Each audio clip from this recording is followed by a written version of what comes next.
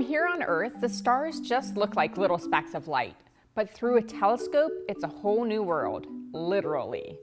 It's this spectacular sight that inspired David Eicher to pursue a career in galaxy gazing. I went to a star party one day when I was a young teenager and saw Saturn in a small telescope, and seeing the rings crystal clear, just being able to walk right out of a house in a suburb and look at Saturn and seeing the orange color and the rings and little moons going around, it blew my mind, and I knew I wanted to get into that. It was incredible. At this young age, David turned his fascination with the final frontier into his career. I started a little magazine when I was in high school about observing galaxies and these distant things, and it sort of built up, and I brought it to the publishers of astronomy, and they published it, and I joined the staff of astronomy, and I've been there for 34 years now. Astronomy is a magazine and a website, and David is an editor there. That means he gets to read, write, and talk about space all day.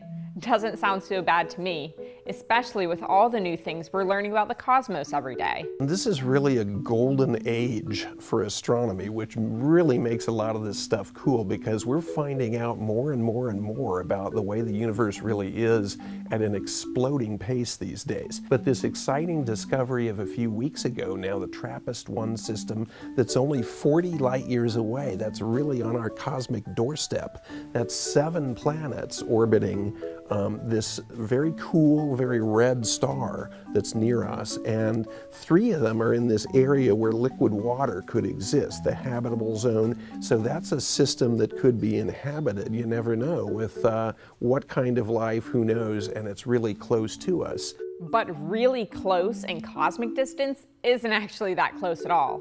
As we mentioned, the TRAPPIST-1 system is about 40 light years away, or roughly 235 trillion miles away. That didn't stop a lot of you from imagining traveling there when we told you about them a few weeks ago. But Izzy from Ford Intermediate said she'd rather stay here on Earth, writing, "When I was younger, I would think that gravity would somehow pull me down into a black hole, even though there isn't gravity in space."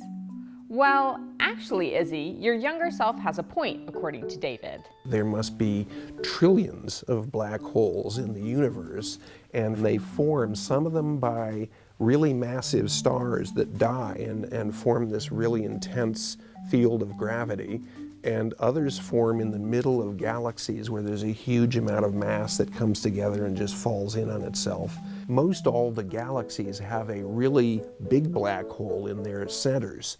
And it's a good thing that we're not close to the center of our galaxy, because it's a dangerous place to be. You don't want to fall into a black hole. That can ruin your whole week. Luckily, if you want to learn more about space without having to dodge black holes, there are plenty of resources online, like astronomy.com, and according to David, another resource is right above us every night.